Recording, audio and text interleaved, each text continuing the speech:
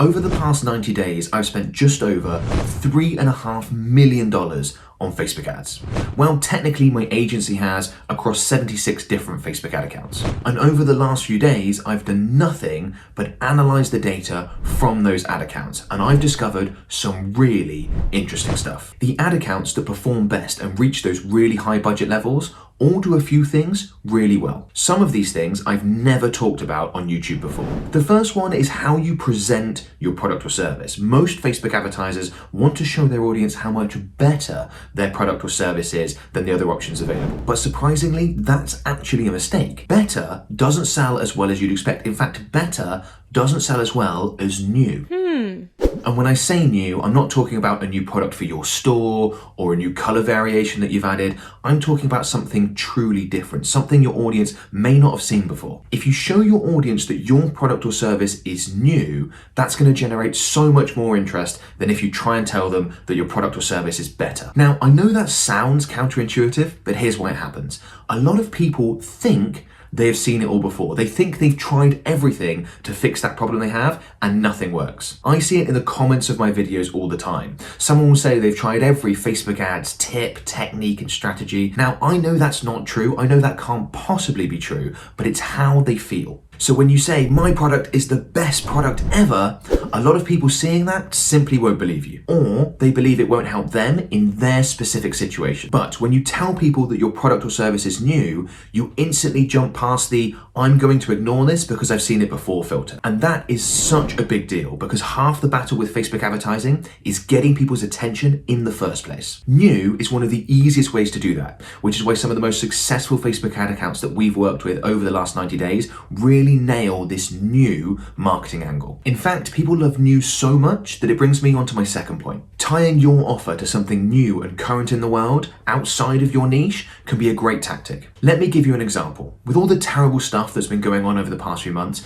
people have been consuming a lot of very distressing news content. I know I certainly have. Pitching your product or service as momentary relief from that can work really well. For example, we've seen a number of indulgent style brands, luxury chocolate, spa treatments, do this very well. And doing this can be really simple. If it's appropriate for your product, you could start your ad copy with, escape into pure luxury for 60 minutes with our...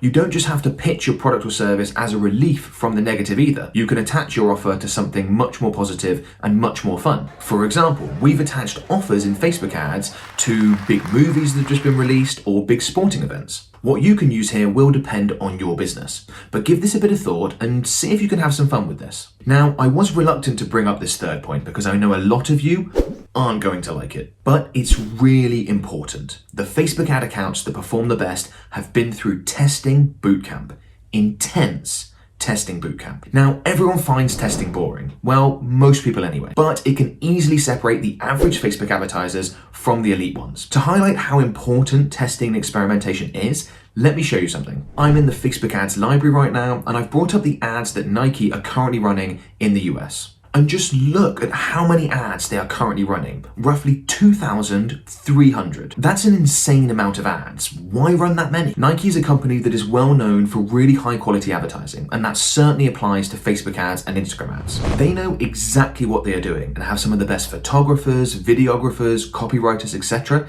at their disposal. And yet they still feel the need to test out that many different ads at once. And you may not have spotted this, but here it says that 14 ads use this creative and text. When I click on see ad details and I flick through them, you can see that nothing about the image or the copy changes. Only the ad ID changes, which means this exact ad is being run in 14 different ad sets. And that means Nike is not just testing copy and creative, they are also testing things at the ad set level, most likely targeting options, delivery settings, etc. Now, I'm not saying that you should be testing 2,000 plus ads at once. The workload involved in that is huge, and you need a large team to pull that off. But we should all be testing. I know that working out how to test and run experiments can be really confusing, so I've come up with a full list of things that you may want to test. There's a whole bunch here. Taking notes is advised. Number one is offers. Should you offer a free consultation in your ads, a discount off people's first order, perhaps something else? Next is targeting, and within targeting, there are lots of different elements that you can experiment with. such as audience size. Do specific audiences, broad audiences, or something in between work best for you? Audience location, which countries, regions, etc. produce the best results for you? Detailed targeting. We can, and often do, test dozens of different interests, demographics, behavioral targeting options. Lookalike and custom audiences. There are tons of options here as well. Moving on from targeting, I'd recommend testing on Facebook versus off Facebook. Should you send people to your website or keep them on the platform? And along those lines, which campaign objective should you use? Whether you've got the new ODAX menu like I have here, or you've still got the old campaign objective menu, it's worth testing. Next is the ads themselves. I'd start with ad format. Test the full suite and see which works best with your target audience. Are you going to use dynamic ads or create them manually? Then within your chosen ad format, what is your creative going to look like? Are you going to use bright colors, perhaps a face? And don't stop at the ad creative. Test your ad headlines. Are they going to include your offer or be benefit rich? You can test different hooks, short versus long copy, different style and tones. Run enough tests on the primary text and you'll get a great feel for what resonates with your audience. And of course, don't forget about the call to action button.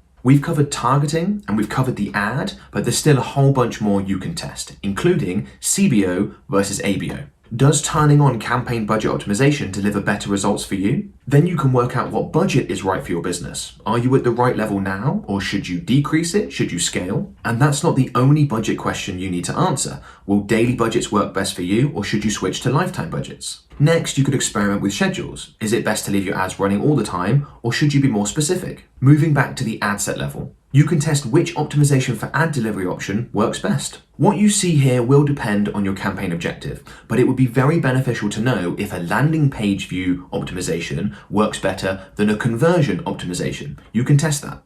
And finally, placements. Facebook recommends using automatic placements, but that's not always the best option. Feel free to save this video and go through that list again if need be. There's a lot of very important stuff in there. Now though, it's time to jump back to what I found analyzing over $3.5 million in ad spend. And this is probably the most interesting point. It turns out that you can buy better results and the scalability that comes with that. What? Now, I'm not talking about increasing your budget here. I'm talking about hiring influencers and using them in your Facebook ads and Instagram ads. In this data that I analyzed, 3 of the absolute best performers all used industry-specific celebrities in their ad creative. I'm going to publish a whole new video on this topic in the next few weeks, so make sure you subscribe and keep an eye out for it.